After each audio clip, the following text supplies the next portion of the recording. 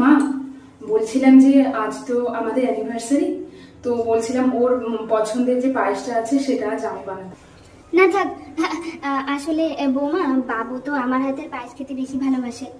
আজকে না হয় আমি বানাই, তুমি বরং এক কাজ করো, গিয়ে আজকে যে মুগ ডালটা রান্না হবে সেটার মধ্যে কি নোংরা টোংরা আছে দেখে দেখে পরিষ্কার করো, ঠিক আছে? ঠিক আছে। মা, আপনি কি গ্যাসে কোনো কাজ করছেন? কেন? না হলে ও অফিস থেকে চলে এসছে, চাটা বানিয়ে ফেলি। কোনো ব্যাপার না, তুমি এক কাজ করো, আমি চাটা বানিয়ে ফেলছি, তুমি ওকে বলো হাত মুখ ধুয়ে ফটাফট ফ্রেশ হয়ে নিতে, ঠিক আছে? ঠিক আছে, যাও। চলো আমি রেডি। মা, আমরা একটু বেরোচ্ছি। কোথায় যাচ্ছিস তোরা? সামনে গণেশ পুজো আসছে না, তাই একটু শপিং এ বেরোচ্ছিলাম। কেন মাসিমণির বাড়ি যাবি না? গৃহপ্রবেশের জন্য এতবার করে বললো। ওহো, আমার তো একদম মনে ছিল না। এই এক কাজ করো, চলো আজকে আমরা মাসিমণির বাড়িতে যাই, কাল না হয় আমরা শপিং এ যাবো।